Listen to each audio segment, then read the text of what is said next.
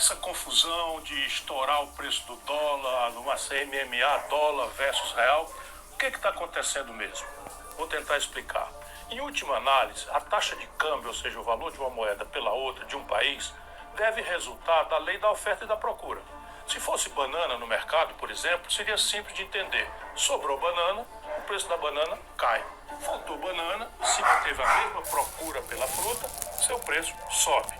Como tudo nesse modelo econômico tosco que nos foi imposto, sem nenhuma discussão, muito menos nenhum rigor técnico, numa madrugada de janeiro de 1999, assim que a fraude garantiu a reeleição do Fernando Henrique Cardoso, e a fraude foi justamente na taxa de câmbio, o modelo de câmbio flutuante foi implantado no Brasil.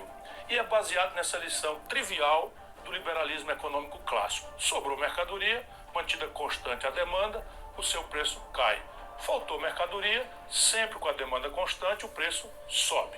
No Brasil, faltam dólares presentemente. Essa é a razão ancestral do pico de alta que fez o dólar valer mais de R$6. Como assim? A assimetria de informação é como se chama a primeira distorção no mundo, mas especificamente entre nós, da tal lei do mercado. Nossa grande mídia é um veio de transmissão instantâneo do sistema financeiro cartelizado. Nas editorias é lúcida, é consciente a manipulação de todos os órgãos da grande imprensa da verdade, entre aspas, manipulada pelo baronato do rentismo. Nas redações é um misto de arrogante ignorância com o desejo de agradar os patrões. E assim todo o Brasil sabe que nós desfrutamos de um enorme, bote mais aspas aí, saldo de balança comercial. O que quereria dizer muito mais dólares entrando do que saindo do país. Pois é, só que a conta em dólares do Brasil com o estrangeiro tem muitas outras rubricas além da rubrica comercial, e em quase todas as outras rubricas o nosso país está levando uma grande e pior, crescente surra.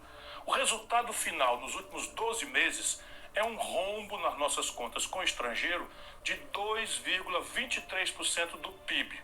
Só para que todos tenham uma ideia do desastre que Lula e o PT estão produzindo no Brasil, no ano passado, no mesmo período, tínhamos um saldo negativo de menos da metade do de hoje, no que se chama transações correntes, que é isso, tudo de dólar que a gente manda para fora e tudo de dólar que entra no país. No câmbio do momento em que lhe falo, R$ 6,20 por dólar, o rombo em dólar nas nossas contas externas é de 43 bilhões e 610 milhões de dólares nos últimos 12 meses. Mesmo da balança comercial, há uma deterioração consistente que pode ser vista pelos números de outubro de 24 versus outubro de 23. O saldo no passado, nesse mês de outubro, foi de 8 bilhões 589 milhões de dólares em 2023, contra 3 bilhões 441 milhões esse ano, um terço praticamente. O nacional consumismo demagógico de Lula explica isso também. Basta a economia subir um tiquinho e as importações explodem. Essa é outra faceta da insustentabilidade do modelo. Ao invés de apostar na produção, uma aposta no consumo demagógico de curto prazo. Faltam dólares, não tem erro, o preço do dólar sobe. Essa é a primeira razão de estarmos vivendo este filme velho, repaginado pela grande mídia como se fosse novo. É no máximo um remake piorado de mau gosto do que nós já vimos acontecer em 1999 com Fernando Henrique Cardoso e em 2015 com a incrível Dilma. Minha dúvida, que está se dissipando rapidamente, é se Lula vai pagar o preço de sua irresponsabilidade ou se vai conseguir empurrar o problema com a barriga para o início do próximo governo. FHC enterrou o PSDB. Dilma foi ao impeachment, inclusive com a discreta torcida de Lula, e deu no Bolsonaro. Mas não é só essa a causa. Infelizmente, a partir dessa base de fato já descrita, há outras camadas que concorrem para a mais violenta desvalorização do real dos últimos tempos. E para o fato, escondido pela grande mídia, de que nossa moeda nacional é a que mais se desvalorizou no mundo inteiro nesse ano findante de 2024. Sim, o real foi a moeda que mais se desvalorizou em todo o mundo, eliminando completamente a mentira publicada de que a política monetária norte-americana estaria entre as causas da perda de valor em mais de um quarto de nossa moeda. Mais de um quarto. Quem recebeu o equivalente a cada 100 dólares no começo desse ano está encarando agora o fim de ano com o valor recebendo equivalente a meros 75 dólares. Não aconteceu nada nem remotamente parecido no mundo em que a população foi empobrecida em 25% em apenas um ano. No ano de 2024, enquanto se distraiu o povo com firulas, o governo Lula viu voarem do país, sem fazer nada, nada menos do que 56 bilhões 210 milhões de dólares, somente entre janeiro e outubro, 10 meses. Esse é disparado o maior volume de fuga de capitais estrangeiros pela via financeira, desde que se mede essa estatística no longínquo ano de 1982. Essa newsletter advertiu várias vezes para o fenômeno. Comparei com a migração das aves do norte rumo ao sul, quando chega o inverno, para elas fugirem do que os seus instintos sabem ser uma temperatura mortal para elas. Ninguém quer ouvir, mas parte dessa fuga tem como causa a impunidade da enorme fraude das lojas americanas. Fraude essa que causou enormes prejuízos a muitos aplicadores, inclusive pequenos aplicadores, nos Estados Unidos principalmente. Como é que se explica para o estrangeiro que se promoveu uma fraude superior a 43 bilhões de reais e até hoje ninguém grande foi punido?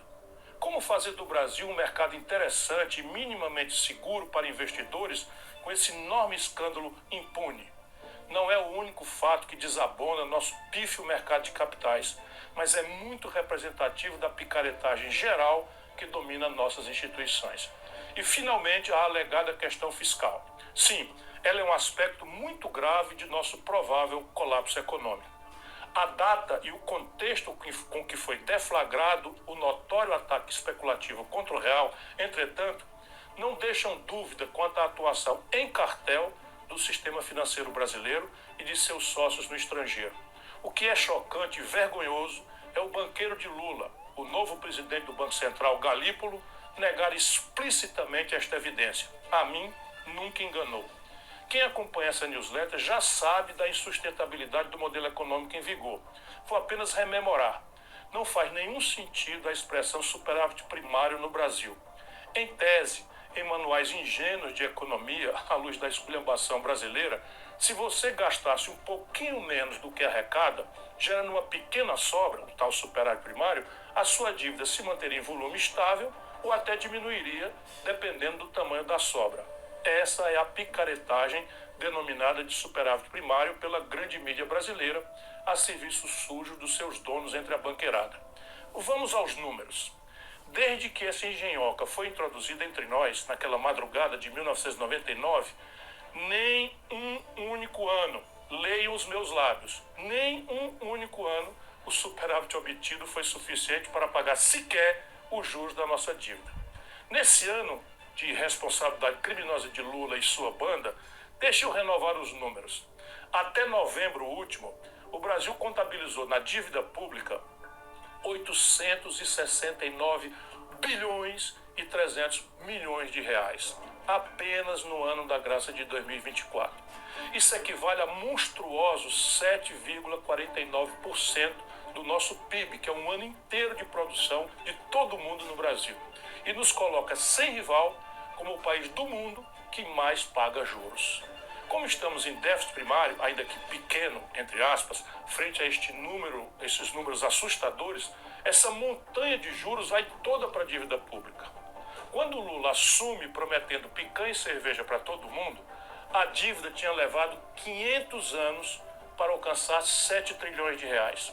Em apenas 2 anos de irresponsabilidade, a dívida já está em 9 trilhões e 300 bilhões de reais. Subiu 2 trilhões de reais em apenas 2 anos. Ora, ninguém precisa ser economista para entender o que acontece com um devedor que aumenta sua dívida tão velozmente. Os agiotas apertam os prazos, encarecem os custos, ou seja, sobe os juros, e colocam o olho na porta de saída, enquanto acabam de esfolar o devedor. Essa é a explicação derradeira para a oportunidade do ataque especulativo que estamos todos vendo, menos o reacionário Lula e o seu novo banqueiro Galípolo. No curto prazo, comprar dólar é a tal porta de saída. Ora, uma das pernas do tal tripé macroeconômico com a qual o Lula se comprometeu, traindo o Brasil e sua história, é o tal câmbio flutuante. Para que ele existe? Para que as contas externas do país se ajustem selvagemente como a crueldade do tal mercado advoga. País nenhum do mundo sério faz isso. Por quê? Voltaremos ao assunto. O preço do dólar mexe com praticamente todos os preços da economia, diz da competitividade sistêmica nas relações de comércio exterior, enfim, deixar flutuar ao sabor de ataques especulativos não é coisa séria a não ser aqui. O que estamos vendo acontecer? O pior dos mundos. Lula queimou esta semana mais de 30 bilhões de dólares públicos entregando aos especuladores que, diz o seu banqueiro, não estão especulando. Se não é um ataque especulativo, por que queimar 186 bilhões de reais do dinheiro público, fazendo fácil a vida de criminosos que estão atacando a nossa moeda e, portanto, a economia popular? Se não for um ataque especulativo, óbvio, o câmbio flutuante resolve o problema achando sozinho o novo ponto de equilíbrio. Tudo papo furado, tudo picaretagem. Quem tem no Brasil, ou alhures, em posições brasileiras, 186 bilhões de reais para torrar em 4 dias, comprando dólar barato, entre aspas, do povo brasileiro, não duvidem, são apenas meia dúzia de 3 ou 4. Afora pouquíssimos magnatas estrangeiros que estão trocando sua posição de comprados para vendidos no Brasil, houvesse governo, Ministério Público e Judiciário, seria muito fácil identificar para quem o Banco Central resolveu vender em perfeito acordo e coordenação aqueles que miravam a porta de saída do devedor, irresponsável e demagogicamente. Em tempo, com os 3 pontos adicionais de juros, nossa conta anual ultrapassará a casa de 1 trilhão de reais só de juros por ano. O arroxo petista no salário mínimo, nos proventos dos aposentados e no auxílio a idosos doentes e crianças autistas vai fazer muita falta aos mais pobres e sofridos dos brasileiros. Mas será uma ninharia frente a esse trilhão. Cerca de 250 bilhões de reais em 6 anos, o que dá 41 bilhões para encarar 1 trilhão por ano. Estes irresponsáveis quebraram o Brasil.